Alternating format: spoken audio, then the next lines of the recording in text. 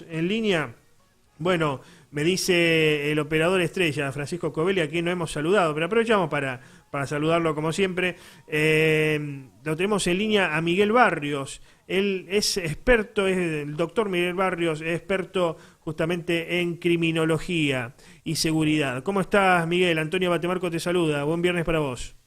¿Cómo le va, Antonio? Y ya buen día y a toda la audiencia de tu programa de Cuna de la Noticia y desearle también un buen viernes y ojalá que Argentina gane mañana. Ojalá, evidentemente. No, desde Misiones, estamos hablando con ustedes desde Misiones. No, yo estoy acá en Rosario, yo Está soy Rosario. doctor en ciencia política y experto en, especialista en seguridad, y me invitó el Instituto de Derecho Político del Colegio de Abogados de la ciudad de Rosario, y ayer di una conferencia en la Universidad Nacional de Rosario A eso íbamos sobre. justamente. ¿Sobre qué versó la conferencia de ayer?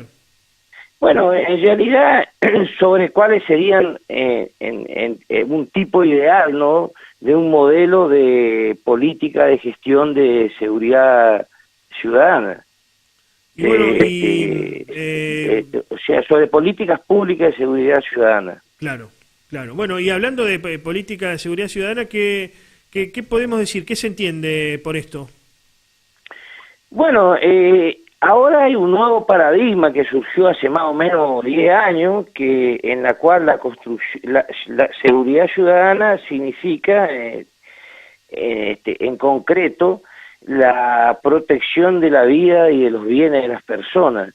Y hoy el Estado ya es débil para hacerlo por sí mismo, y esto implica un cogobierno, una corresponsabilidad entre el Estado y la participación comunitaria.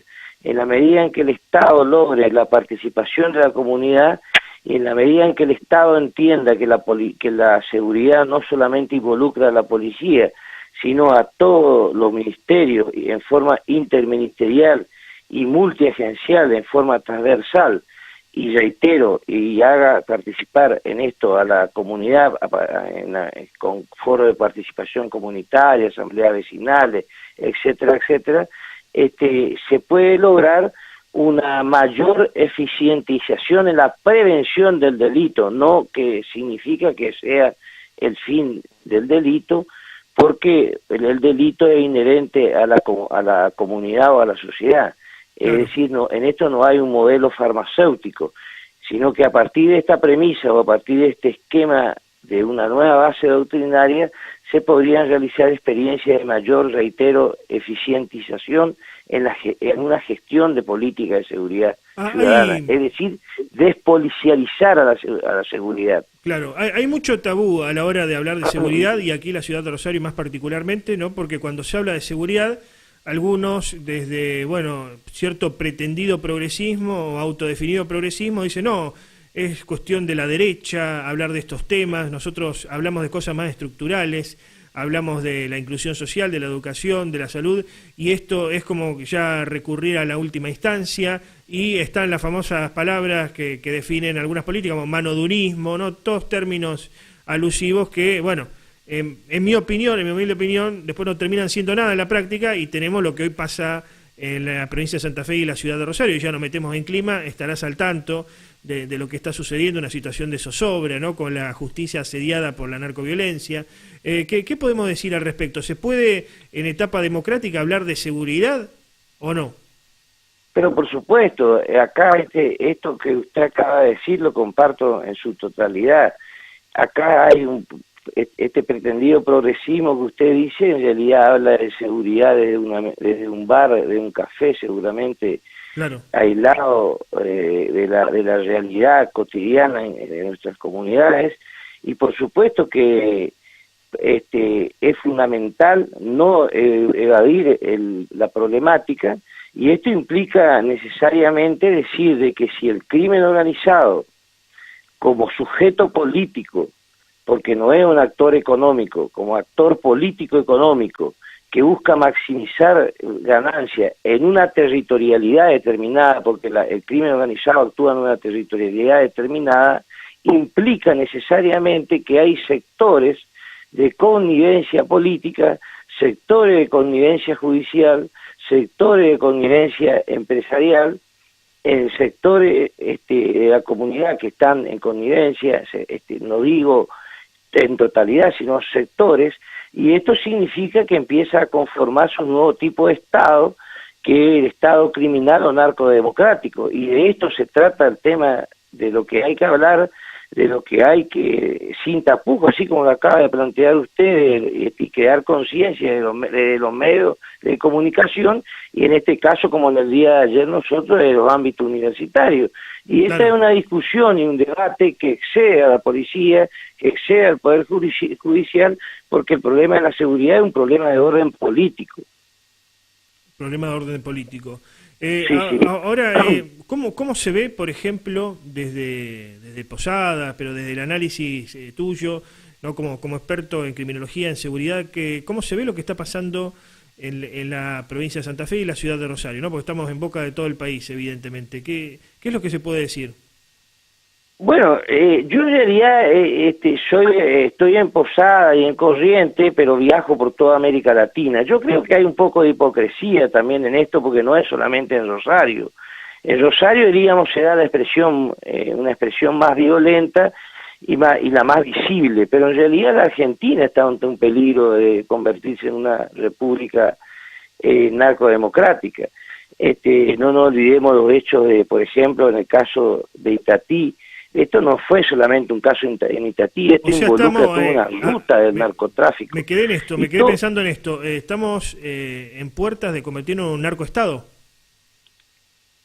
Se pueden dar las condiciones que si nosotros no tenemos una política, si no generamos una política como Estado, seguridad, como política de Estado, reitero, la Argentina en los próximos 10 años tiene la posibilidad de transformarse en un narcoestado. No podemos descartar esa hipótesis. O sea que no es un problema solamente de Rosario.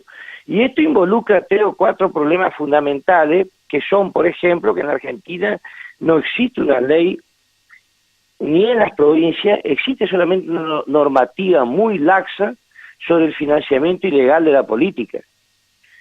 En segundo lugar, no existe una legislación donde fíjese que está en el Senado sobre la extensión del dominio, la ley de extensión del dominio, es decir, que si se descubre a partir de un proceso judicial, penal, que el patrimonio suyo es producto del narcotráfico, usted va preso, pero sin embargo la fortuna sigue siendo de la familia o del clan o de lo que sea de esa organización. Sí, como se hizo en Italia en su momento, ¿no? Como se hizo en Italia, que los bienes pasaban al Estado. Como se hizo en Italia y hay en otros países. En Italia sí fue todo el caso más famoso, pero esto está aprobado en diputado y está dormido en el Senado. Claro. En estos momentos.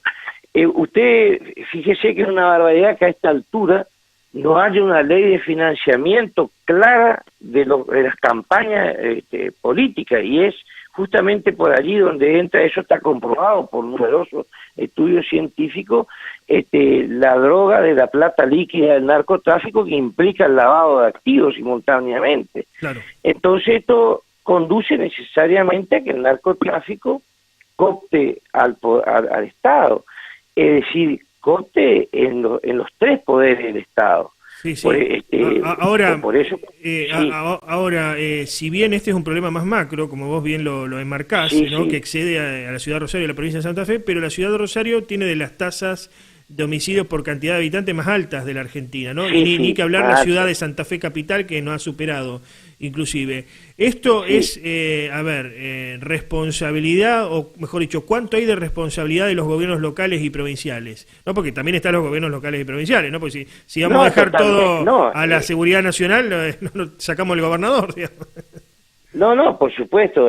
Esto involucra, por supuesto que no es un campeonato, pero involucra simultáneamente al gobierno provincial, porque existe la policía provincial y todos conocemos el grado de corrupción de la policía provincial de Santa Fe, involucra a los poderes del Estado de Santa Fe y por supuesto también al gobierno nacional, porque el gobierno nacional en su momento, pero por supuesto en mayores cosas en un Estado federal, como es el caso de la Argentina, la mayor corresponsabilidad en este caso es el Estado provincial.